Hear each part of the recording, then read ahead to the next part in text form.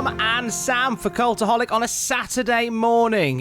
Just the one news story this morning, and it seems like a beat that we played on this drum set before, Sam. Releases from WWE. Yeah, it's just with the startling amount of them that's now becoming shocking. It doesn't feel like anybody's really safe.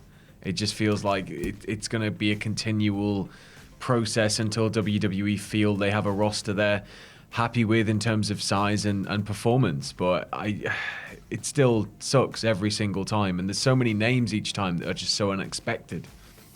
This has all come about as a result of some drastic changes within WWE. In front of the camera and behind the camera, there seems to be a restructuring going on. WWE went through a period for a long time, as we've talked about a lot, of almost stockpiling wrestlers. And we're at a point now where they're not doing that anymore, and they're trimming down the roster quite dramatically and almost on a weekly basis this year. Yeah, it's just... It's never nice to see anybody lose their job, of course, but when WWE has been signing people, doing absolutely nothing with them, and then releasing them, I mean, there's some good will come of it because wrestlers will go somewhere where they are appreciated and respected, but with some of the names that we've got today, some of it's just, as I said, it's almost out of left field.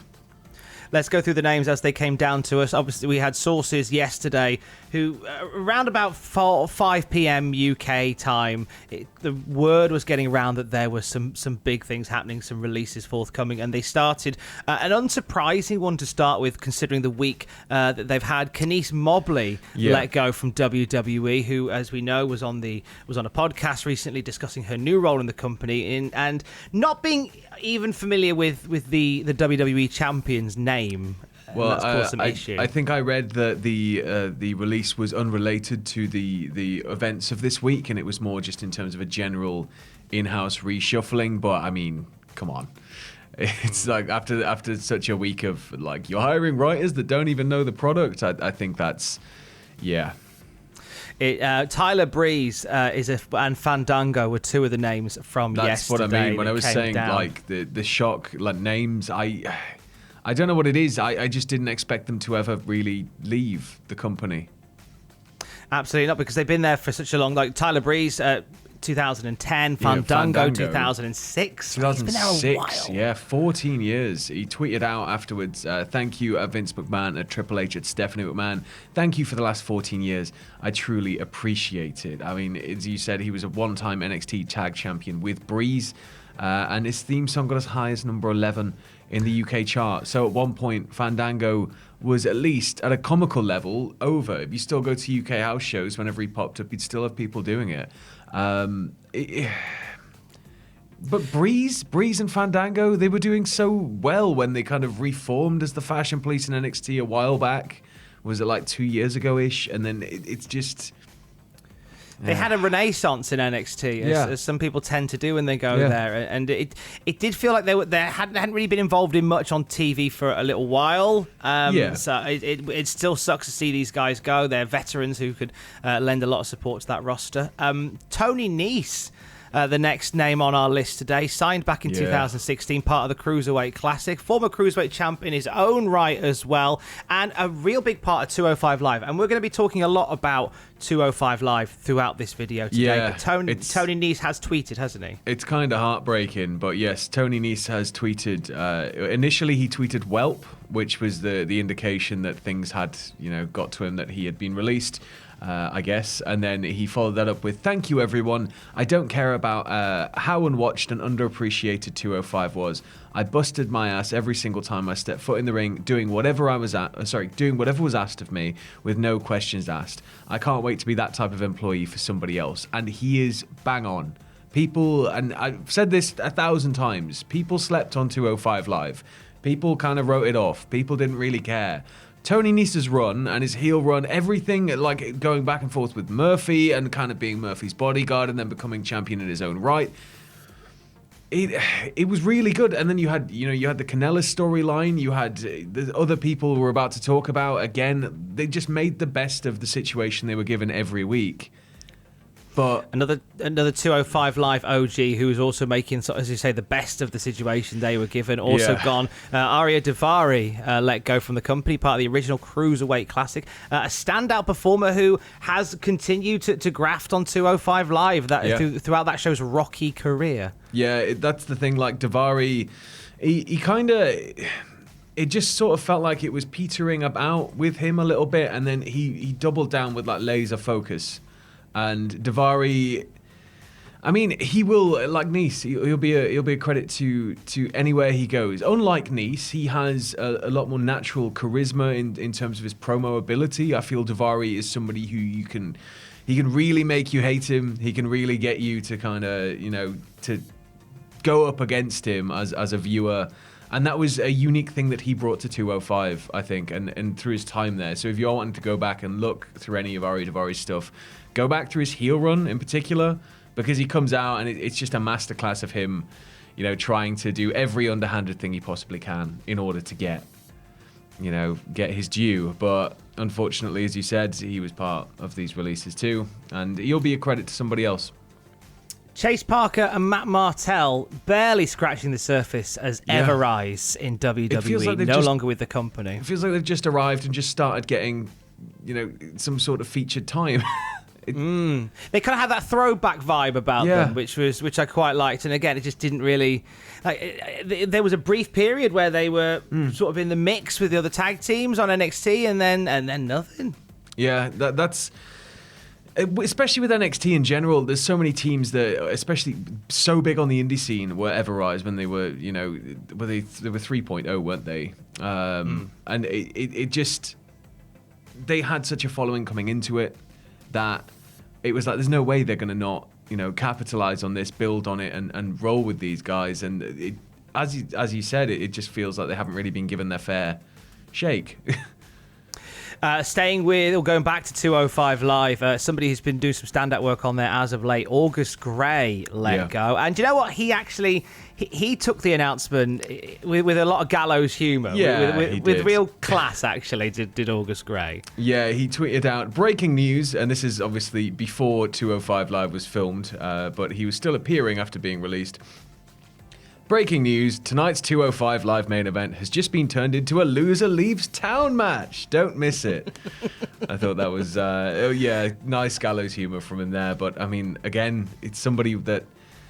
I mean, they're getting rid of 205 Live, aren't they? That's pretty much a given. But it certainly feels like it's going that way. And this is indicative of these releases, is that there is no care for where you are and what you're doing within the company, because Anthony Green was on as he twisted online. He was on 205 Live last night as he got the news.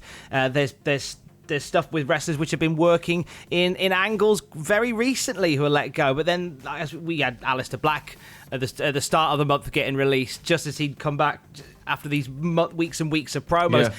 There is no rhyme or reason, and nobody is safe from these.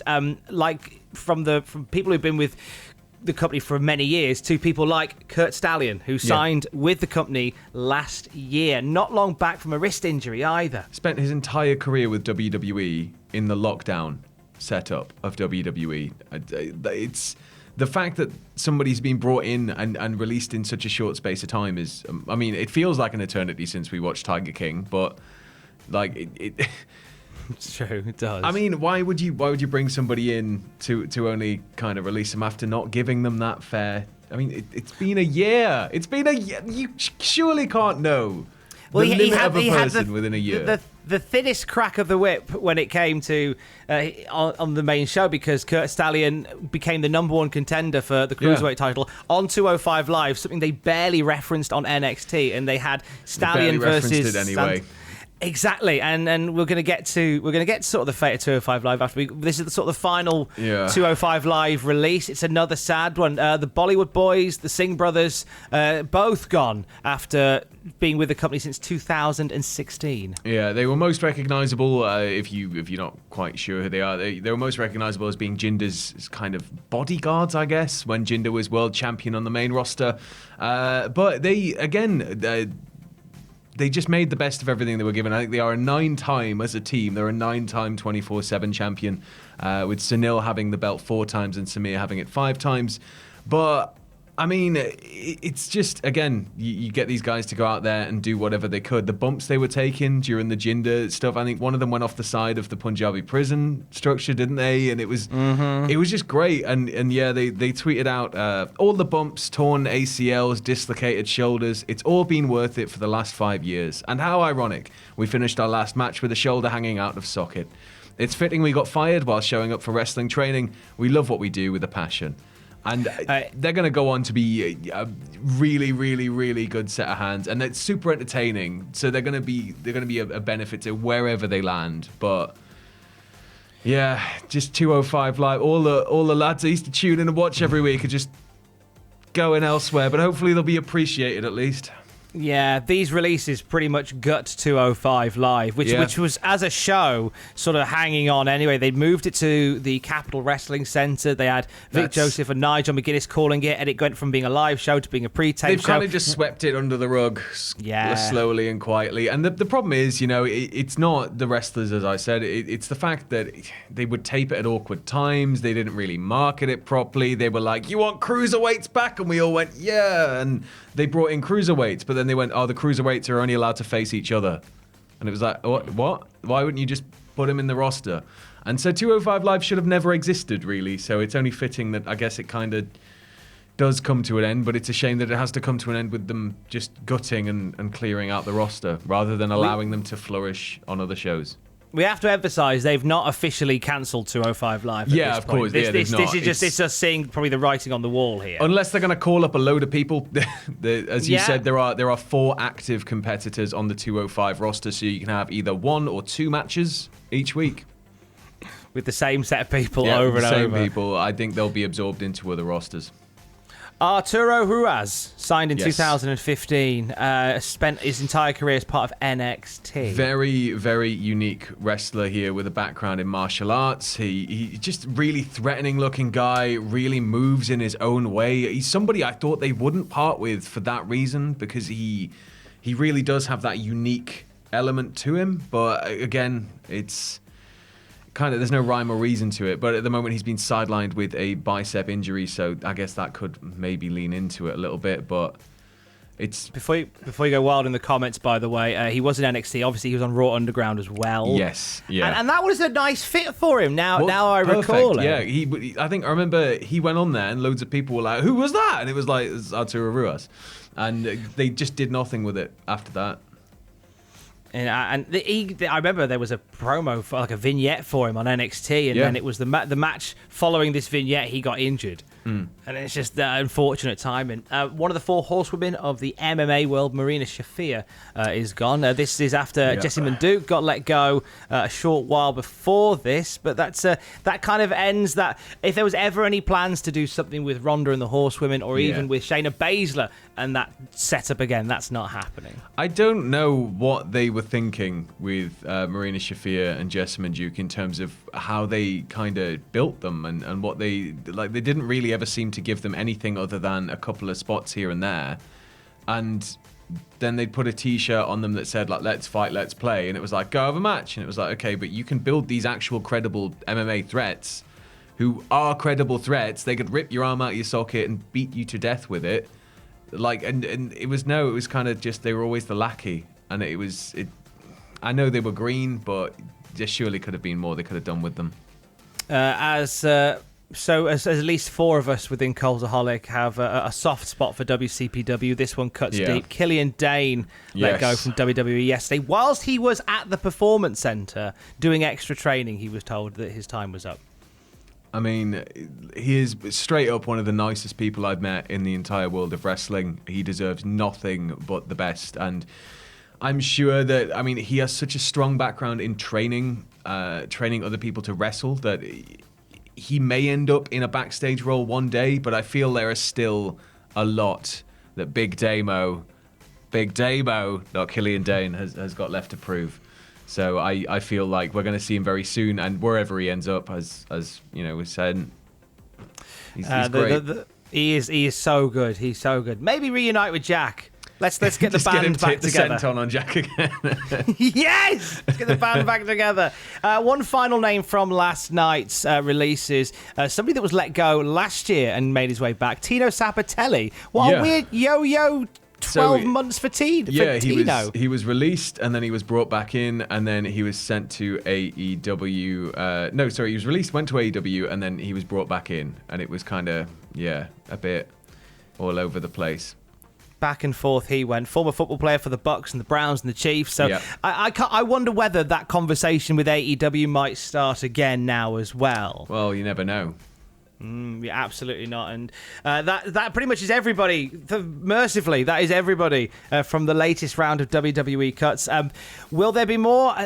We hope not. Crossed, no. We hope not, because this just seems to be a really grim, little kind of almost bi-weekly event now, as the WWE seems to clear out all those people. I saw some really interesting comments online about this spate of releases, and Sean Ross Sapp from Fightful was one of them, who said that WWE are going to feel this round of cuts in the next 6 months. You bet they are.